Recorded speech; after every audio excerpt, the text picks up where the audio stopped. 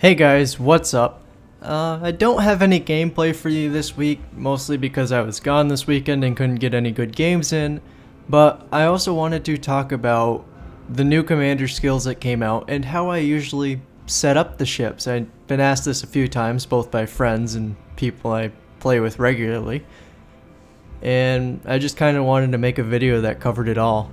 So I'm just going to start by talking about the three major ship classes that I play, which are battleships, cruisers, and destroyers.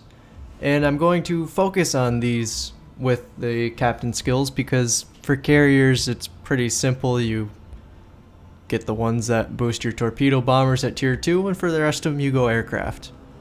And any extra skill points you dump into whatever else you want. But I mean, battleships and cruisers and destroyers, you can change it up however you like, and there's quite a few different builds like I've highlighted before. And especially with the new skills they just added in the resets, you can definitely change up how you want to play your ships and change the skills how you've decided to play them so far. But going into it, I'm going to start with battleships. We are looking at my Yamato's captain. He has 15 skill points, of which I'm only using 14 at the moment. And you'll see for tier 1, I'm starting off with basic fire training and ship survivability. Ship survivability is definitely a must because you're a battleship. You're going to be focused with the high explosive and torpedo spam. So definitely get that minus 15% to the time it takes for the fire to burn out, just in case you don't have your repairability up. Basic fire training you can get a little bit later. It helps your anti-aircraft and it helps your secondaries a bit, but it's not imperative that you have to get it as soon as you have 2 skill points.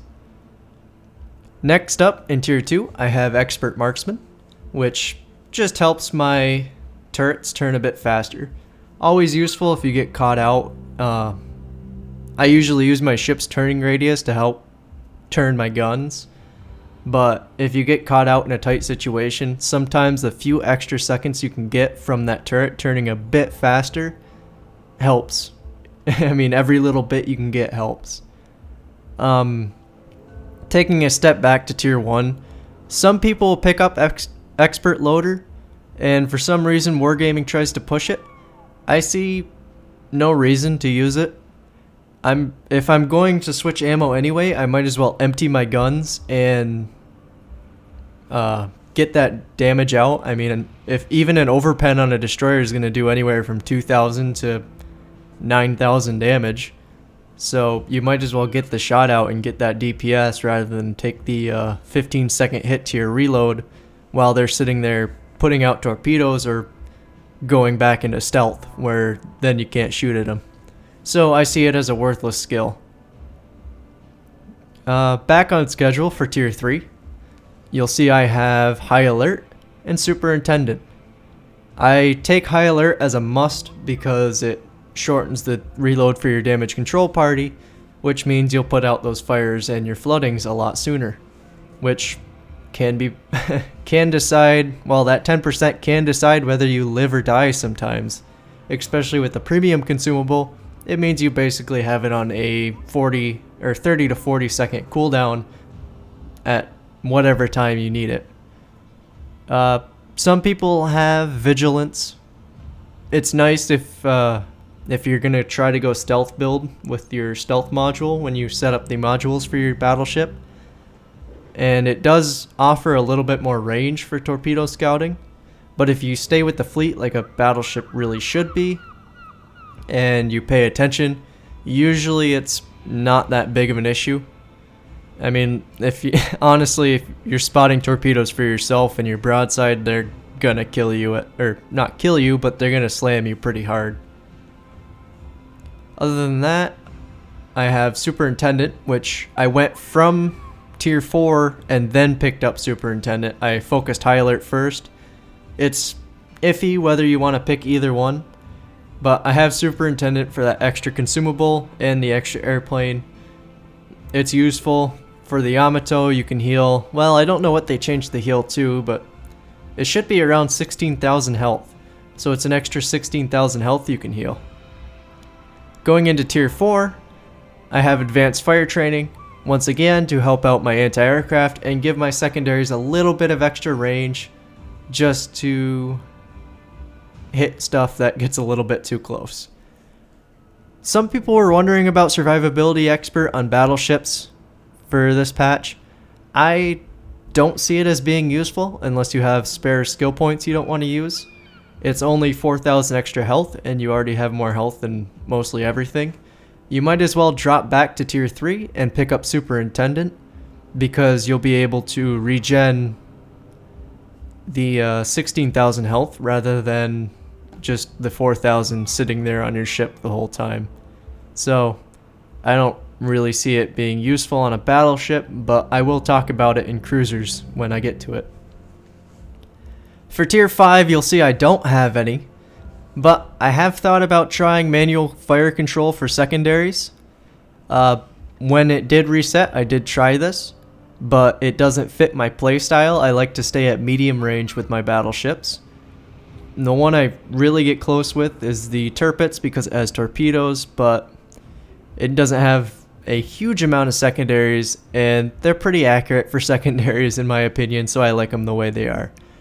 If I do end up getting more skill points, I will probably throw the 5 points in manual fire control for secondaries, but for now I have basic fire training and advanced fire training, so I think I can live with it. I know before the patch some people would go with preventative maintenance, concealment expert, or sometimes jack of all trades just for that extra cooldown. Concealment I don't see being useful because your battleship you're going to be spotted thousands of meters out no matter what, and preventative maintenance just helps keep your guns, especially on American battleships. It can be useful, but there's better skill points that you can put your stuff in.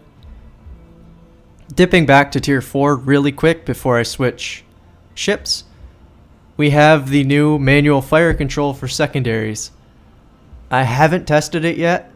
I'm going to test it on my New Orleans, and I've thought about trying it on my Iowa, but really I think there's better skills I can take on my Iowa and I can set it up like my Yamato you see here. And I might take it on American cruisers just to test it, like I said, but I don't see it being that useful on a battleship. Unless you really, really, really need to take out those airplanes faster than an Iowa already can. Which, like I said earlier also, you should be sailing with your fleet most of the time, and most of the time you should have a cruiser next to you that can handle those planes. So, should you take it in tier 4?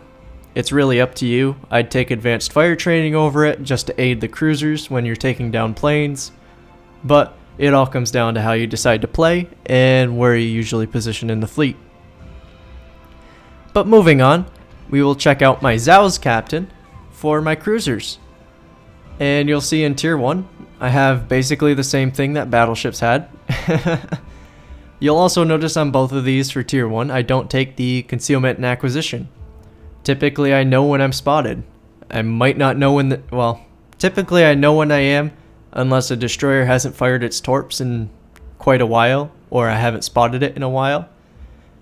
Because my ships have basically long range for being spotted, and if I see another ship pop up on the map that I figure has shot at me, I'm going to start turning anyway.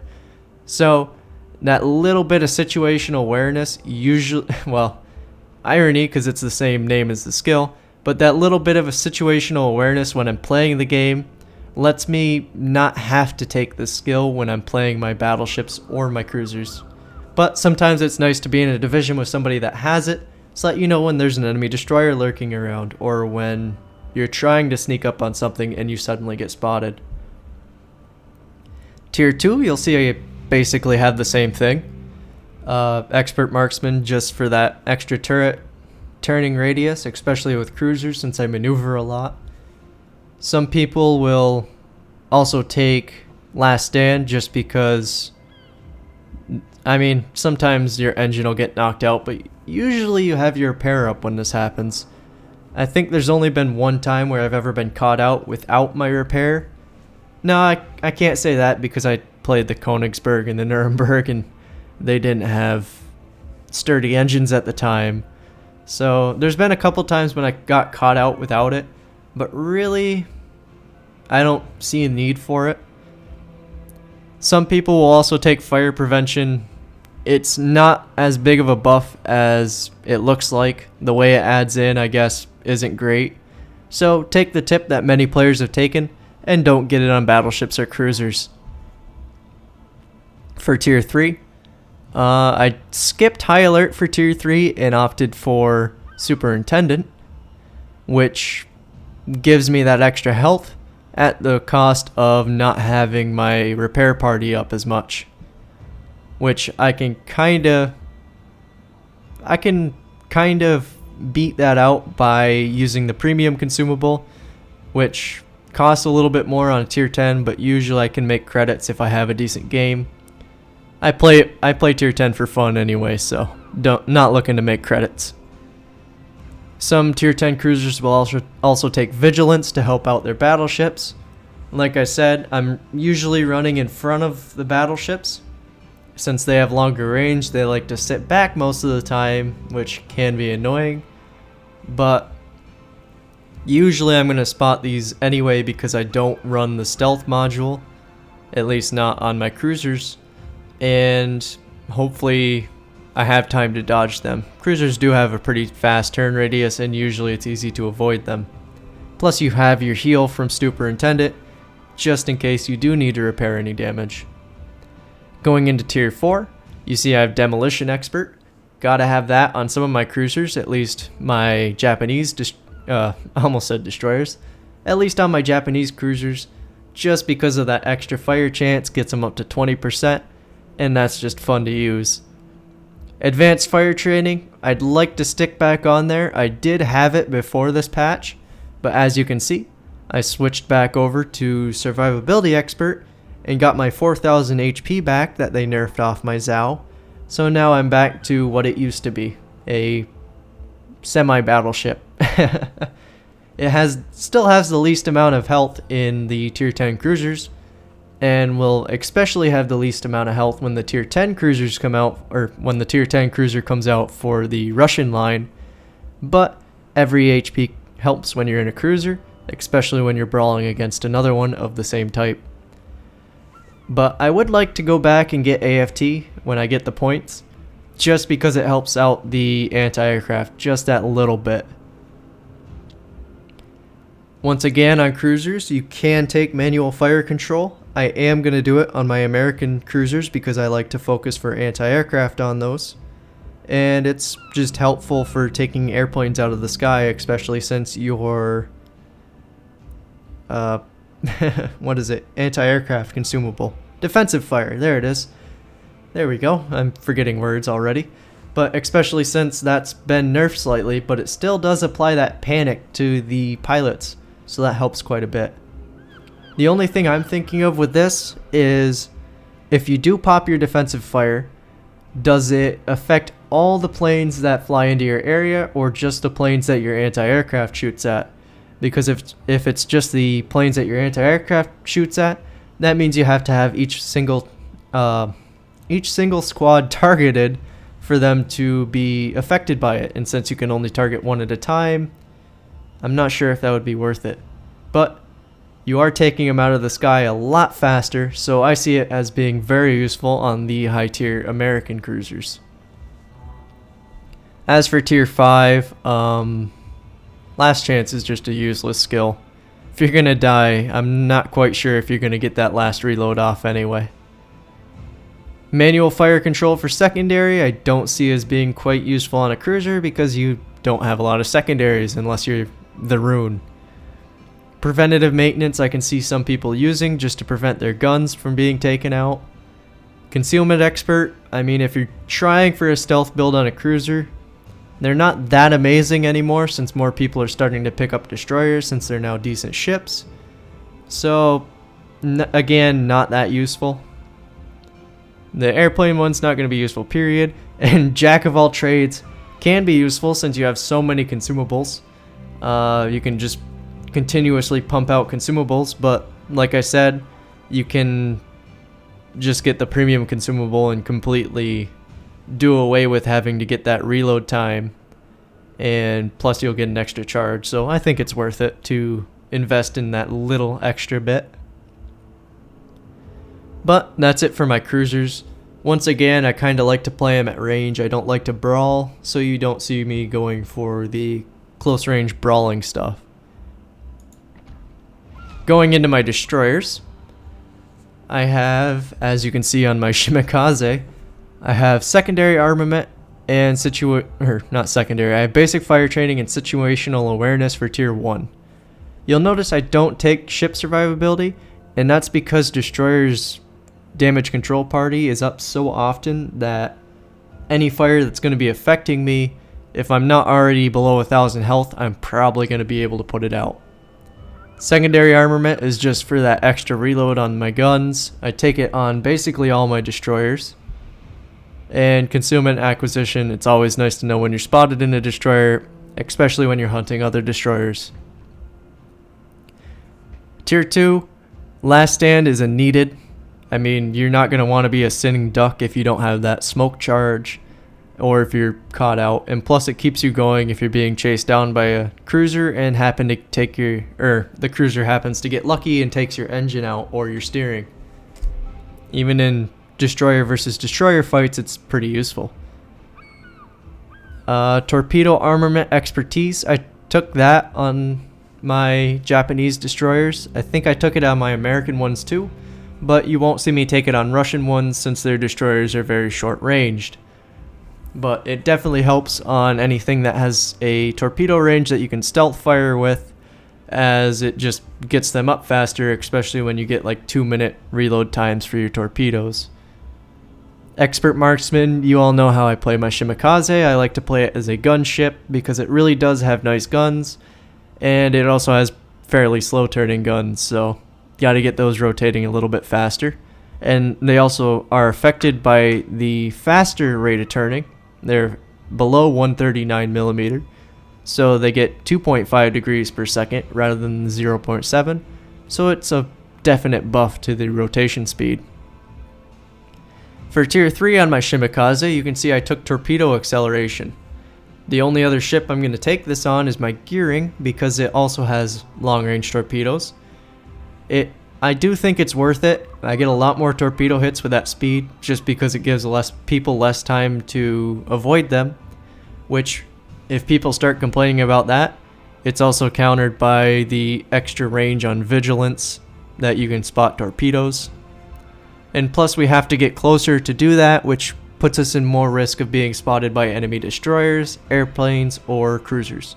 So if you want to take this, it's your choice. It's only 5 knots of speed, but it's a little bit riskier gameplay because you do have to get closer and you do lose out on a lot of your range. I don't usually torp from 20 kilometers, but I'm running the 20 kilometer torps just so I have 16 kilometers of range with these. And I still do quite a bit of damage with them, so I find it worth it. You'll see I also took Superintendent for that extra smoke charge and speed up charge. Speed, I don't usually run out of that, but smoke I like to use a lot, especially if I keep getting caught out by enemy destroyers or large packs of enemy cruisers. If I get surprised by something or there's a carrier hanging around over top of me, those smoke charges are always handy, and I always see them being useful. Tier 4, I could go for advanced fire training if I decide to put a skill point in it. It gives me more main battery fire range, but I don't see it as being that useful when I use the gun range upgrade anyway, and I don't like shooting past 11 kilometers with destroyers. Could also put 4 skill points in Demo Expert just for the extra fires, which increases the dot that I get on targets, but I don't know if I'm ever going to put more points in this. I don't know. I guess if I get 4 more points, I will put them in one of these tier 4 skills.